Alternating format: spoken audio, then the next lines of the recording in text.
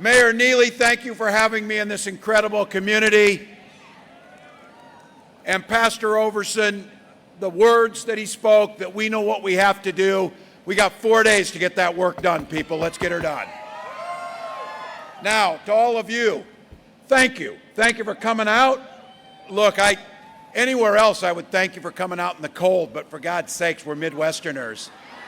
It snowed in Minneapolis yesterday, so we're ready to go. But you came out for a simple reason. You love this country and you know there's work to be done, so thank you for that. Well, 4 days. We're down to about 100 hours on this thing. This next 100 or so hours in the work we do will shape not just the next 4 years, but the next generation. Hard to believe, but there's still a few folks out there with their minds aren't quite made up. Now, you've heard this from folks. I know you have. Well, I really don't like Donald Trump personally, the things he does. And then you're like, oh, really? You know, we've seen that. But then they follow up, but things were good when he was president. The economy was good. Little fuzzy in how they remember things. So let's just level set here before we understand what's at stake. During Donald Trump's presidency, this country lost 2.7 million jobs, 280,000 in Michigan alone. Unemployment was up, and Donald Trump so botched the pandemic response that we were in Hunger Games with our neighbors to find toilet paper. That was Donald Trump's lack of leadership. But look, if you were a billionaire 4 years ago, like Elon Musk, you did pretty well because you got the Trump tax cut that went right to you. All the rest of us, we got squat out of the deal. Now, you remember a couple months back, they got caught on tape, Donald Trump and Elon Musk. They were laughing how fun it would be if workers went on strike just to fire them. That's how they think about it. But now it gets worse, and you need to know what's at stake. I think this group knows. I know this is preaching to the choir, but our recital's 4 days away, people, 4 days away. So now he wants to put Musk in charge of being the economy czar for all of us. Now, Elon says the only way to make this economy work is to crash it, to take it down. And he warned you, though, Americans, this was Elon in his own words, Americans are going to have to be prepared for some hardship. So I would ask all of you, what in the hell does a billionaire know about hardship? These damn people. And then he's talking about $2 trillion of cuts, because that's how we have to make the budget balance, even though Donald Trump called himself the king of debt and drove up the national debt higher than any other president ever has. But Elon says we have to cut $2 trillion. Now, he may be bad at math. We know Donald's bad at math. But to let you know what $2 trillion is, all of the discretionary spending that our government makes in a year is $1.6 trillion. So you're starting to get the math.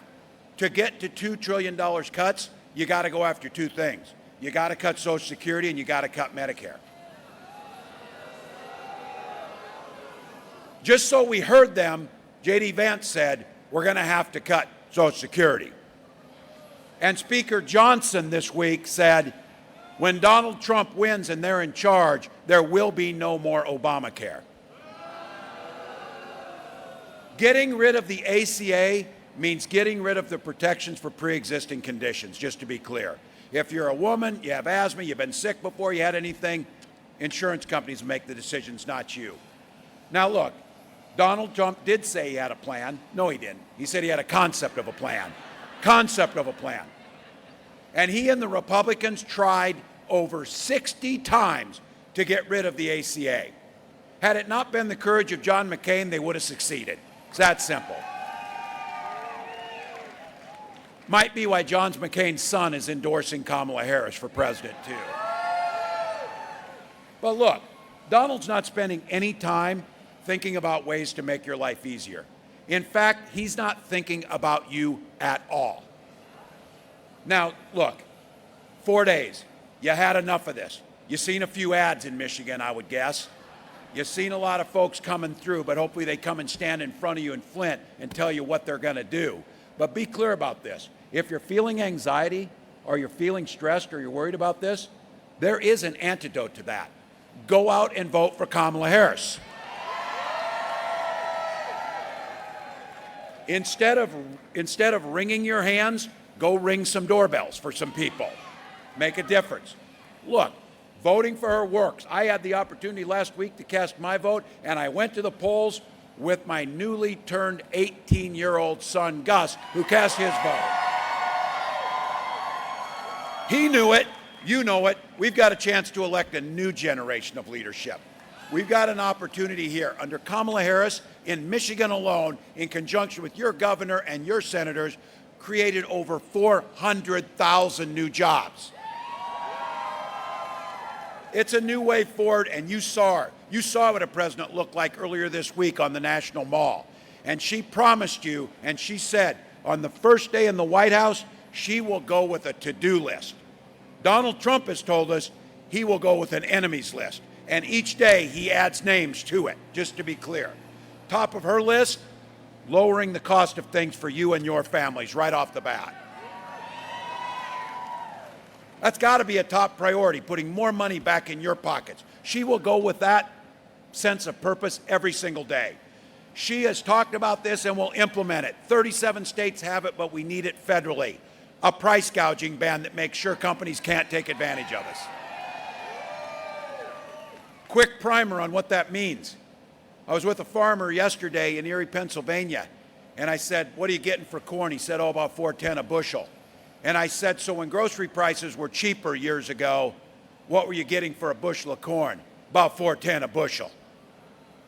They're not making any more. You're paying more. Corporate profits have shot through the roof. That's where the issue is, and a national price gouging ban will put more money back into your pockets. That's how it works. Under a President Harris's plan, 100 million middle-class Americans will see a tax cut. No one making $400,000 or less will see any increase in their taxes. That is everybody pretty much I've ever known in my life is where it works. And the biggest impact will be a $6,000 child tax credit in the first year of a child's life, so you can buy the crib, buy the car seat, buy the clothes, get the things done. And extending that cap on insulin for $35 now is capped for seniors, extending that to all Americans who need insulin to protect their lives. Second price gouging primer. Before we put a cap of $35, they were selling it for $800 for one of those little vials. Cost $5 to make it, just so we know how this works. And then she proposed a plan for many of us. And for those of you with less hair or gray hair, you get this. Young people, trust me on this. When you turn 60, you start paying a lot of attention to Medicare. You start paying a lot of attention because it's dignity in your life to be able to afford the care that you need. Kamala has proposed extending Medicare to pay for home health care so our seniors can stay in their homes. Big deal. And I think many folks might not have known this. Currently, Medicare does not pay for vision, for glasses, and hearing aids. We will extend it to those things, too, for quality of life.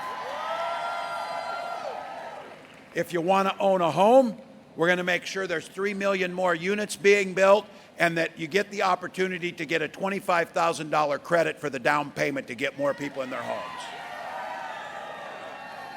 And for those of you who want to be entrepreneurs and start that American dream, it costs about $40,000 to get a small business off the ground in the beginning. Currently, the law says you can deduct $5,000 tax credit.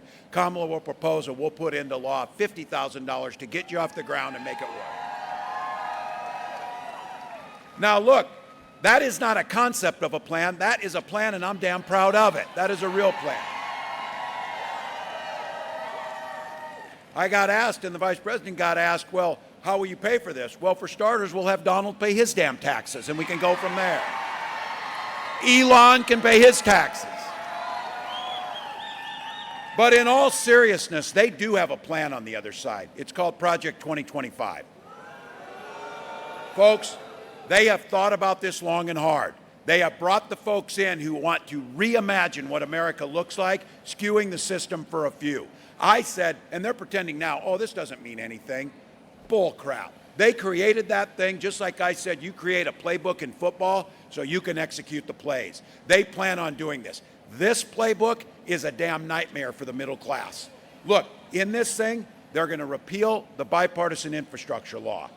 To these members of Congress who helped pass this, this was the most significant investment in American infrastructure since the Eisenhower interstate system. It is huge. It is huge. They'll repeal that, take back the jobs. Repeal the Inflation Reduction Act that's moving us towards a better and a cleaner energy future. They will pull that back, costing hundreds of thousands of jobs, many right here in Michigan. And then, because Donald Trump appears to be unable to understand that when you slap a tariff on goods, the people pay for it. The people pay for it. 20% increase, $4,000 to each and every one of you. You would have thought in his nearly 80 years on the planet he could have learned what a damn tariff was and how it worked. But maybe not, because he couldn't barely open a door to a garbage truck, so we know that. Now look, there's a lot of independents and Republicans supporting this campaign. And they're doing it because old Republican Party stood for something and contributed to this. And when they talked about freedom, they meant it. When Donald Trump talks about freedom, he means the freedom for he and his government to be in your exam room, to be in your bedroom, to be in your kids' libraries, to tell you what to read. I've said it, and you say it here. We're all better off if they mind their own damn business, we mind our own business, and things will work. But here's the choice. When Kamala Harris talks about freedom, freedom for you to make the choices, not politicians. You decide who you marry. You decide when you go to the doctor. You decide when you start a family. You decide what you're going to read. That's what freedom looks like. And where Donald Trump called Social Security a Ponzi scheme, in every one of his budget, he voted to cut it. They talk about raising the age to it. J.D. Vance said it's the only impediment to fiscal sanity. What we understand is freedom is for our seniors to retire with dignity by strengthening Social Security and Medicare. And folks in this city know what freedom looks like. The freedom to breathe clean air and drink clean water, to make sure. Because investing for it, and we must make those investments because we can't afford not to. Now, Kamala understands working with communities to make sure you have the ability to not just get by, but to be able to thrive. And I'll say it here, we've seen it across this country. I say it as a father of a senior in high school. I say it as someone who's been in the classroom, and now as governor of Minnesota. The freedom to send your little ones to school in best dressed clothes, to go be kids and learn, and the freedom for them not to be shot dead in that classroom when they get there. And I refuse to have them frame this up. I know guns, you know guns. I was a veteran, a hunter, a gun owner. Kamala's a gun owner. We have our entire lives, and we know that we can uphold the Second Amendment while upholding our first responsibility, which is the protection of our children, first and foremost. Now look, it's coming down, and I know you get it, but I'm going to talk to just the guys here. I want the guys in the room here to think about, or those who think about the women you love, whether it's daughter, wife, mom, aunt, neighbor, friend. Think about them. And when you think about what the next 4 days in this election means, their lives are literally at stake in how this election goes. Donald Trump's the guy who appointed the Supreme Court justices who overturned Roe versus Wade. He brags about it, and those women you're thinking of right now, they have fewer rights than their mothers and grandmothers had because of Donald Trump. 20 states have Trump abortion bans. Yesterday, and this nightmare continues on with him as he spirals down. Yesterday, he told us he is going to put RFK Jr. in charge of women's health. And he told the women here that he would be your protector. And he added, he said, I quote, I'm going to do it whether women like it or not. Which is pretty much what he's done his entire life. Well, now we're seeing it. Women turned away from emergency rooms, miscarriaging in parking lots, whether they like it or not. Survivors of rape being forced to carry those pregnancies to term, whether they like it or not. Fertility clinics having turned couples away at the door, whether they like it or not. This is personal for me and my family. We had fertility issues, but we had fertility treatments, and we had our beautiful daughter. And I will be damned if anyone in this country should be denied the right to have their family of their choice. When Congress and we get the majority back in the House of Representatives and hold the Senate, and we restore reproductive freedom, Kamala Harris will sign that bill into law. Folks, it's pretty simple. Kamala Harris and I trust women. And I have a feeling that women across this country of every age, of either party, are going to send a loud and clear message to Donald Trump next Tuesday, whether he likes it or not.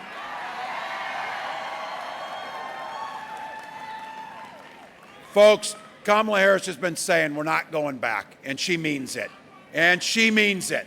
I'm here today on behalf of soon-to-be President Harris, myself, and the rest of this country to humbly ask you for your vote.